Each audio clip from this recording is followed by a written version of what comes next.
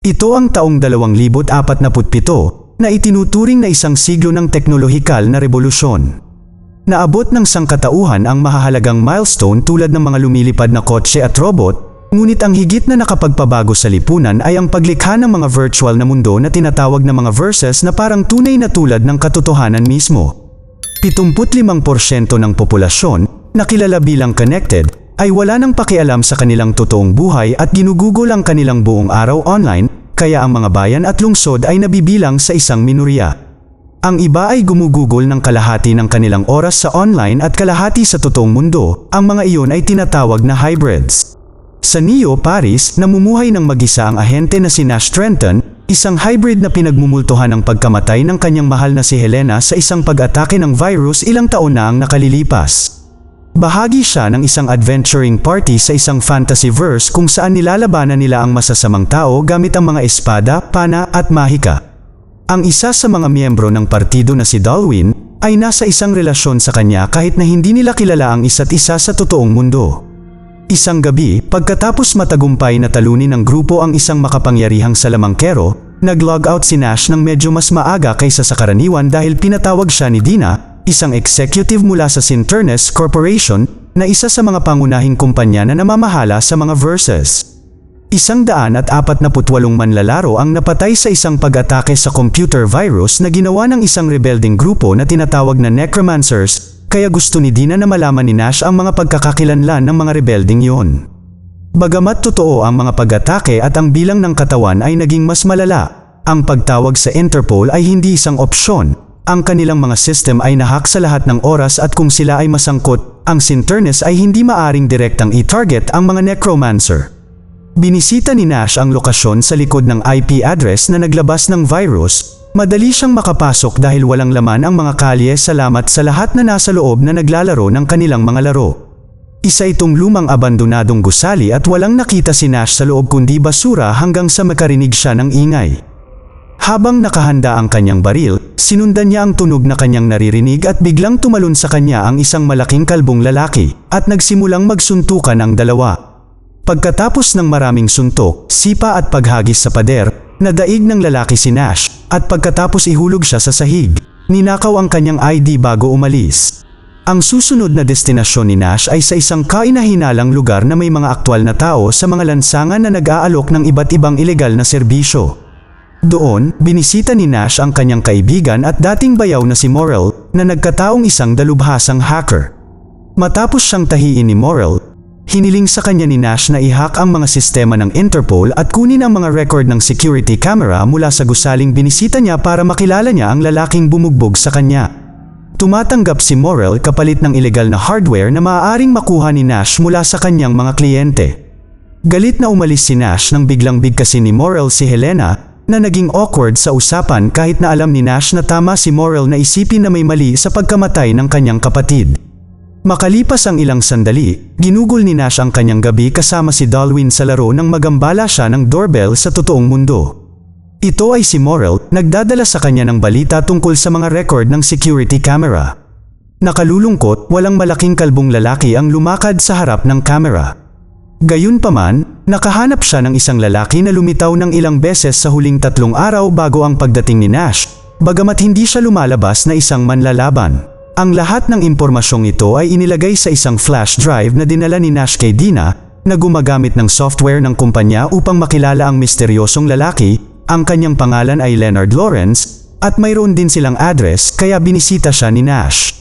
Pumasok siya sa apartment sa pamamagitan ng bintana at nakitang konektado si Leonard sa virtual na mundo.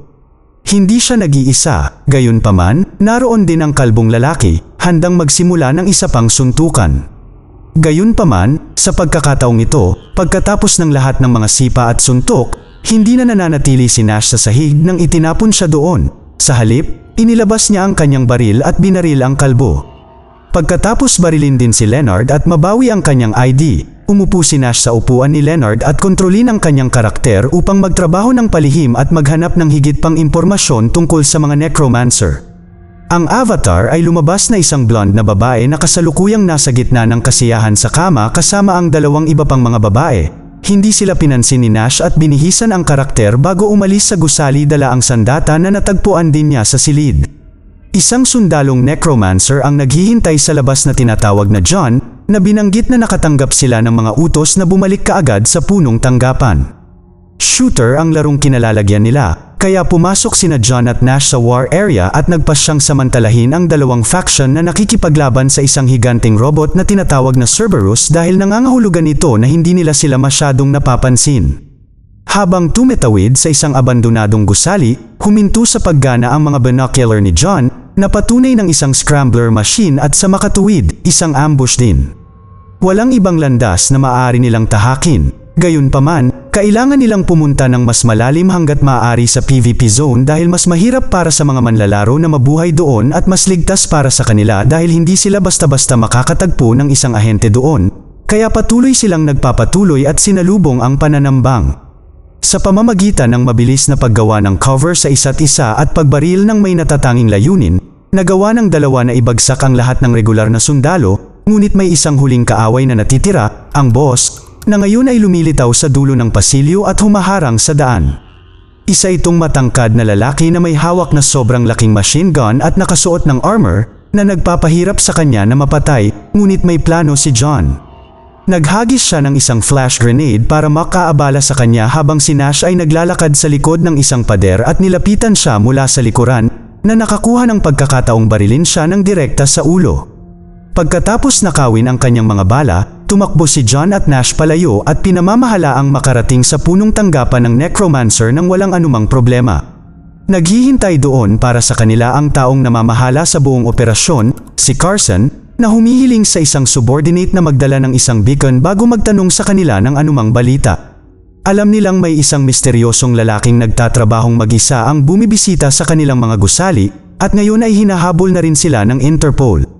Inamin ni Carson na kailangan nilang baguhin ang mga taktika, sa kasalukuyan, sinusubukan nilang takutin ang mga manlalaro kaya iniwan nila ang kanilang mga taludtod, ngunit pinagtatakpan ng media ang mga pagkamatay at naniniwala ang lahat na sila ay isang alamat ng lungsod. Hindi niya ibinunyag kung ano ang kanyang bagong plano, gayunpaman, dahil, sa sandaling iyon, dinala ng subordinate ang hiniling na beacon na pumipigil kay Nash na madiskonekta sa laro. Kinuha ng mga sundalo ang avatar ni Nash at ibinunyag na alam nilang hindi si Leonard ang nasa loob noon dahil hindi siya nakagawa ng daily sign-in nang pumasok siya. Sinuntok siya ni Carson kahit alam niyang hindi nasasaktan ang manlalaro sa loob ng game, kaya ipinadala niya ang kanyang mga tauhan para mag-log out sa labas ng kwarto at hanapin ang katawan ni Nash sa totoong mundo. Habang ipinapaliwanag ni Carson kung gaano kalaki ang interes ng mga politiko at kumpanya sa pagpapanatili ng lipunan sa isang vegetative state, sinamantala ni Nash ang pagkakataon na i-headbutt ang isa sa mga sundalo at i-activate ang granada sa sinturon ng isa pang sundalo na nagdudulot ng pagsabog na sumisira sa beacon. Nagising siya sa totoong mundo sa tamang oras para barilin ang totoong John at ang kanyang partner sa pagpasok nila sa apartment. Muling binisita ni Nash si Morrell para tanungin siya tungkol sa mga device na pumipigil sa mga tao na mag-log out, ngunit sa tingin ni Morrell ay hindi yun magagawa, kaya sa halip, ibinigay sa kanya ni Nash ang mga in-game na coordinate ng punong tanggapan ng necromancer at hiniling kay Morrell ang mga record na nagdedetalye sa bawat taong nakalog in o nakalog out sa lugar na yon. Naputol ang kanilang investigasyon nang dumating ang tatlong lalaki mula sa Interpol, kaya nagtago si Nash habang ang taong namamahala, si Stilson, ay nagtatanong sa kanyang kaibigan. Noong una, ayaw magsalita ni Morrell, ngunit pagkatapos niyang masuntok ng isa sa mga ahente, nagsimula siyang magtapat. Hindi niya kailanman binanggit ang pangalan ni Nash, gayunpaman, inamin niya na nahak niya ang database ng Interpol at naibenta ang impormasyon sa isa sa mga menor de edad na kumpanya ng paglalaro. Nagtatrabaho din siya sa pagsubok ng mga sistema ng seguridad para sa mas malalaking korporasyon. Dahil wala siyang nakitang mahalagang bagay sa mga recording ng camera, umalis ang tatlong lalaki pagkatapos ipaalam sa kanya ni Stilson na kakailanganin nila ang kanyang mga serbisyo sa hinaharap bilang kapalit ng hindi pag-aresto sa kanya dahil sa kanyang illegal na hardware. Umalis din si Nash pagkatapos nangako si Morrell na titingnan ang mga coordinate na ibinigay niya sa kanya. Sa pag-aakalang hindi pa rin alam ng mga necromancer ang kanyang pagkakakilanlan, bumalik si Nash sa kanyang apartment at nag-online para magkaroon ng panibagong pakikipagsapalaran kasama ang kanyang party at magsaya sa ilang matatamis na sandali kasama si Dalwin. Ngunit muli, nag-ambala siya sa isang kahilingan mula kay Dina na makita siya. Ipinaalam niya sa kanya na ang Interpol ay nagpunta sa gusali ng kumpanya dahil alam nila ang mga pagkamatay, at bilang kapalit, sinabi ni Nash sa kanya kung ano ang nalaman niya salamat sa pag-hack ni Morrell. Ang mga pag-atake ay inilunsad lamang laban sa 3 pinakamalaking kumpanya ng mga bersikulo, ngunit maliban doon, ang landas ay tila lumamig. Imposibleng masubaybayan ang mga necromancer dahil walang koneksyon o disconnection sa system, palagi silang nag-iiwan ng ilang mga subordinate online upang maprotektahan nila ang lugar mula sa ibang mga manlalaro at mag-login o lumabas sa ibang lugar. Gusto pa rin ni Dina na masolve niya ito sa lalong madaling panahon dahil ayaw niyang nakikialam ang Interpol. Maaring magkakampi sila pero hindi sila magkaibigan. Nangangahulugan ito na binabayaran ng mga kumpanya ng bersikulo ang gobyerno ng kanilang mga buwis, at ang pera ay ginagamit upang bayaran ang universal na kita ng Connected, na bilang kapalit ay nagbabayad para sa laro. Para sa gobyerno, ang pagbabayad para sa maliit na pangangailangan ng isang Connected ay mas mura kaysa sa pagpapanatili ng isang tao na nabubuhay ng buong buhay, at ang Connected ay hindi karaniwang nabubuhay ng mas mahaba kaysa sa 40 taon. Matapos hilingin kay Morrell na i-hack ang database ng Interpol upang malaman kung ano ang alam nila tungkol sa mga pag-atake, bumalik si Nash sa kanyang apartment kung saan siya tinambangan ng mga necromancer. Kilala niya ang totoong Carson na ang tunay na pangalan ay Camille, isang babaeng nagsabi sa kanya na hindi siya dapat magtrabaho sa Cinternus Corporation dahil nagsinungaling sila tungkol sa pagkamatay ni Helena. Hindi isang pag-atake ng necromancer ang pumatay sa kanya. Ito ay isang virus na nilikha ng Cinternus at ang mga necromancer ay umangkop lamang para sa kanilang layunin sa ibang pagkakataon. Si Helena ay malapit sa mga necromancer kahit na hindi niya palaging inaaprobahan ang kanilang mga pamamaraan. Bahagi pa rin siya ng mga ito, at iyon ang dahilan kung bakit naging target siya ng Cinternus. Dahil palagi niyang iniisip na may mali sa pagkamatay ni Helena, naniniwala si Nash sa kwento ni Camille at tinanggap niyang tulungan sila. Sinabi sa kanila ang lahat ng kanyang nalalaman at naghanda ng plano para pabagsakin ang Interpol. Sinusundan ni Stilson at ng kanyang mga ahente ang isa sa mga tauhan ng necromancers, at tinulungan siya ni Nash na mawala sila sa pamamagitan ng paggabay sa kanya sa mga imburnal. Dinala niya siya pabalik kay Camille, na humihiling sa kanya na ibahagi sa kanila ang anumang impormasyon na maaari niyang malaman mula sa kanyang kaibigang hacker sa hinaharap. Nang bumisita si Morrell, inamin ni Nash ang pakiramdam na ginamit ng parehong Cinternus at ng necromancers, at itinuro ni Morrell na wala sa mga ito ang magbabalik kay Helena bago ipaalam sa kanya na malapit nang makipagkita ang Interpol sa espiya na mayroon sila sa grupo ni Camille. Pumunta si Nash sa meeting point para lang mahuli ng Interpol, na gumawa ng kwento tungkol sa isang espiya para linlangin siya na lumapit at tambangan siya. Alam ni Stilson na nagtatrabaho si Nash para sa Cinternus at sa mga necromancer, kaya gusto niyang maging informant din siya para sa Interpol. Gayunpaman, ang kanilang mga negosasyon ay nag-ambala ni Camille at ng kanyang mga tauhan, na sumusunod kay Nash kung sakaling kailanganin niya ng tulong at ngayon ay pinapatay ang bawat solong ahente ng Interpol na nakikita nila. Ngayong wala na siya sa radar muli, gustong marinig ni Nash ang tungkol sa bagong plano, at pumayag si Camille na punan siya pagkatapos bumalik sa kanyang lugar. Ang layunin ng mga necromancer ay palayain ang lahat ng Connected. Para makamit ito, gagamit sila ng virus na nilikha ng isa sa kanilang mga tauhan na may kapangyarihang i-shutdown ang bawat console hanggang sa mawala mismo ang mga verses. Pipilitin nitong mag-offline ang mga tao at para makalabas silang muli sa kanilang mga tahanan. Mayroon lamang isang issue, upang magawang ilabas ito at kumalat, ang virus ay kailangang ilunsad mula sa loob ng matrix ng isa sa mga pangunahing verses. Dito papasok si Nash, madali niyang madadala ang virus sa mga pangunahing opisina ng Cinternus at itago ito doon habang ginagawa ng mga hacker ang kanilang ginagawa. Ipinangako ni Camille na unti-unting umaatake ang virus at sa oras na lumabas na ito, wala na siya sa gusali at hindi na nila ito masusubaybayan pabalik sa kanya, kaya tinanggap niya.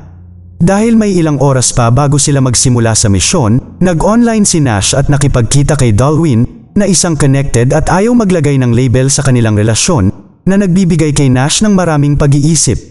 Makalipas ang ilang sandali, binisita niya si Dina sa Cinternus building at habang nakikipag-usap sa kanya, palihim niyang ina-activate ang device na may virus. Agad na sinimulan ng mga hacker ng necromancers ang pagpapalaganap ng kanilang pag-atake habang si Nash ay umuwi at muling nag-online para sa isang huling pakikipagsapalaran kasama ang kanyang partido, Ngunit naantala sila ng mga pumapasok na mensahe mula kay Morel na nagbubunyag ng mga plano ng mga hacker at nanawagan para sa lahat sa Neo Paris para pigilan sila. Isang galit na mga mandurumog ng mga connected na tao na pinilit na umalis sa laro laban sa kanilang mga kagustuhan at dumating sa lokasyon ng mga necromancer at pinatay ang bawat isa sa kanila bago nila masira ang lahat ng mga verses. Ilang sandali matapos ang insidente, si Nash ay muling ipinatawag ni Dina na naghinala na siya ang nagdala ng virus sa loob ng kanyang opisina ngunit hindi niya siya inaresto dahil salamat dito ay nagawa nilang pabagsakin ang mga necromancer. Gayunpaman, pinutol niya ang lahat ng relasyon sa pagitan ng Sinternes dahil sa pagtataksil sa kanya. Sinabi rin niya sa kanya na nagsinungaling si Camille sa kanya, ang virus na pumatay kay Helena ay ang pinahusay na bersyon ng necromancers, at naging malapit lang siya sa grupo dahil nagtatrabaho siya para sa Sinternes bilang isang informant. Hindi alam kung sino ang paniniwalaan at takasan ang mga masasakit na kaisipang ito, permanenteng nag-online si Nash at naging isang connected na din.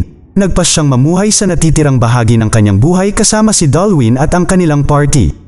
Salamat sa perang kinita niya, maaari siyang magdagdag ng mga feature at kaginhawaan sa kanyang online avatar para mas ma-enjoy niya ang karanasan.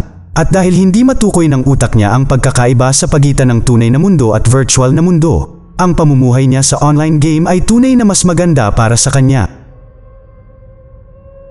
Mag-subscribe para sa higit pang mga video na tulad nito, i-on ang notification, at mag-iwan ng like para matulungan ang aming channel. Salamat sa panunood.